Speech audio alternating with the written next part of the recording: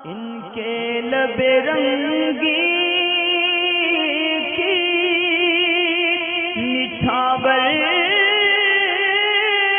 تھی کہ جس نے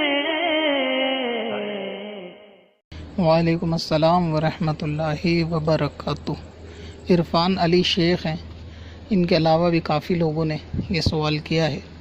سوال سے مجھے معلوم ہوا کہ ایکٹر عرفان خان کی ڈیتھ ہو گئی ہے۔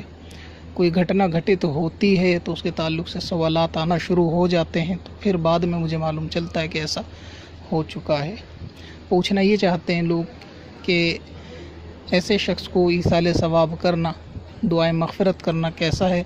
اور کیا رمضان میں انتقال کرنے والا جنتی ہوتا ہے اگرچہ اس نے کیسے بھی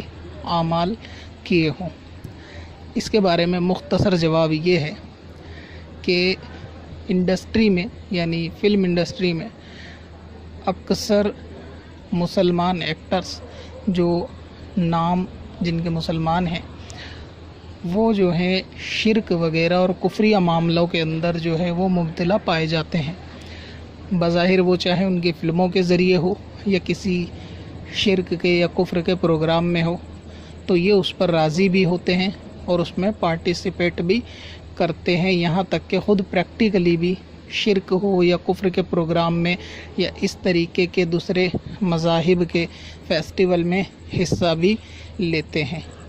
تو ظاہر یہ ہے کہ کوئی بھی شخص شرک پر راضی رہ کر مسلمان نہیں ہو سکتا۔ اسی طرح کوئی کفر پر راضی رہ کر یا کفر کو پرفارم کر کر، چاہے بطور ایکٹنگ ہو چاہے حقیقی زندگی میں ہو، اگر وہ کفر یا شرک کو پرفارم کرے گا خوشی کے ساتھ، لوگوں کو میسج بھی اس کے تھرو دے گا، تو ظاہر یہ ہے کہ وہ مسلمان نہیں رہے گا۔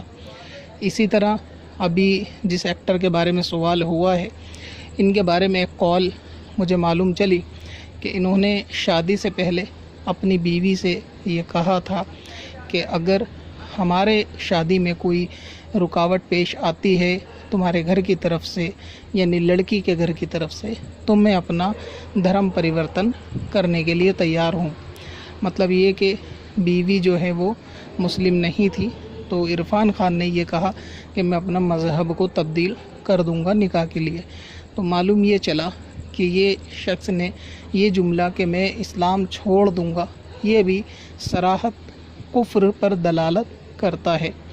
لہٰذا ایسے شخص کو مسلمان نہیں سمجھا جا سکتا۔ اب رہا یہ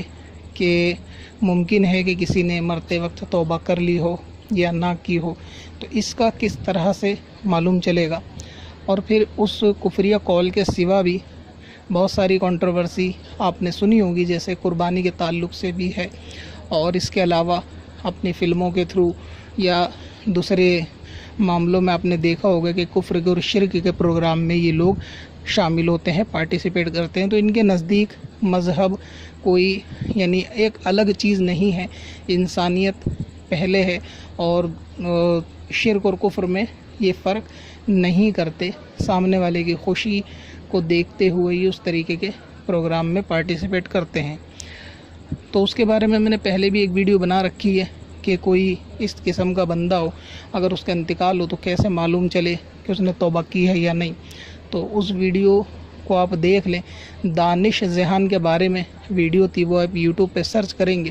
سکندر وارسی اباؤٹ دانش ذہان، تو وہ ویڈیو آپ کو مل جائے گی۔ اور آخری آڈیو جو انتقال سے پہلے عرفان خان کی وہ آئی ہے منظر عام پر، تو اس میں بھی بظاہر یہی لگ رہا ہے کہ اپنی فلم کا، آنے والی فلم کا پروموشن کیا جا رہا ہے، جس سے ہی معلوم چلتا ہے کہ اپنے پچھلے جرم پر کوئی ندامت نہیں ہو رہی۔ تو اس سے ظاہر کرینہ یہی ہے کہ یہ کہنا بہت مشکل ہے کہ یہ شخص ایمان کی حالت میں گیا ہو، مگر یقینی طور سے کفر پر مرا ہو یہ کہنا بھی ممکن نہیں ہے۔ تو اس میں صورت یہ ہے، میری ذاتی رائے یہ ہے کہ ایسے شخص کو کہ جس کا کفر واضح ہو اور توبہ واضح نہ ہو، اور توبہ کے لیے کوئی علامت نہ تو ظاہری طور سے نظر آتی ہو اور نہ کسی سورس سے توبہ کا کوئی اندیشہ نظر آتا ہو، تو ایسی صورت میں ایسے شخص کو ایصال ثواب کرنے سے بچنا چاہیے، اور ایسے شخص کے لیے دعائے مغفرت بھی نہیں کرنی چاہیے۔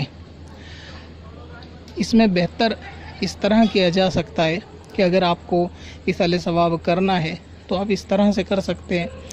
کہ اپنی تمام عبادت کا یا جس معاملے کا آپ ایصال ثواب کرنا چاہتے ہیں وہ تمام مسلمانوں کو کر دیں، یعنی اللہ تبارک و تعالیٰ سے کہیں کہ جو میں نے یہ نماز پڑھی یا روزہ رکھا، اللہ تبارک و تعالیٰ تو اپنی رحمت سے اس پہ ملنے والا ثواب تمام مسلمانوں کو میں ایصال کرتا ہوں یا کرتی ہوں، تو اللہ تبارک و تعالیٰ اپنی رحمت سے وہ تمام اس مسلمانوں کے نامہ اعمال میں اس ثواب کو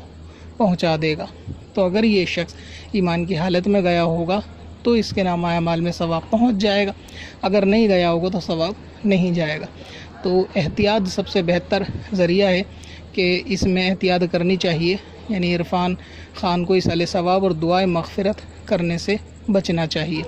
اور اس طرح سے ایصال ثواب کرنا چاہیے کہ تمام مسلمانوں کو ایصال ثواب کریں بغیر کسی کا نام لیے، یہ سب سے بہتر ذریعہ ہے۔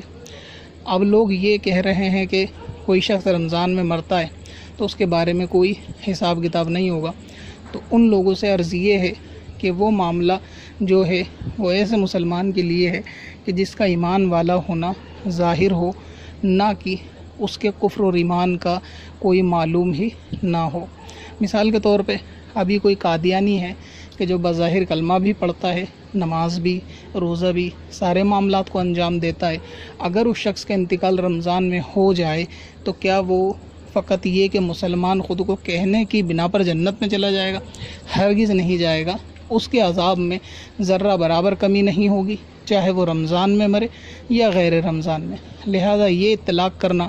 کہ کسی بھی ایسے یعنی مشکوک شخص کو جس کے ایمان کا معلوم نہ ہو، یہ کہنا کہ اگر وہ رمضان میں مر جائے تو جنت میں جائے گا، تو یہ بالکل غلط ہے۔ جنت میں جانے کا تعلق یا پھر حساب کتاب نہ ہونے کا تعلق مسلمان کے ساتھ خاص ہے، کسی ایسے کے ساتھ نہیں ہے جس کے ایمان کا کوئی پتہ نہ ہو یا جو ایمان اور عقائد کے بارے میں کوئی نہ خبر رکھتا ہو بلکہ بیزاری کا اظہار کرتا ہو۔ تو اگر کوئی ایسا قادیانی یا ایسا بد عقیدہ یا ایسا وہابی کہ جس کے عقیدے کفریہ ہوں، وہ چاہے رمضان میں مرے یا غیر رمضان میں، اس کے لیے کوئی راحت نہیں ہے۔ تو لوگوں کا یہ کہنا کہ اگر کوئی ایسا ایکٹر جو کفر اور شرک میں مبتلا ہو، اگر وہ رمضان میں مرے تو راحت ہوگی، بیکار اور کم علمی کی باتیں ہیں، اس سے رمضان میں انتقال میں اس پہ کوئی فرق نہیں آئے گا۔ پتھر میں حسن لالے پرن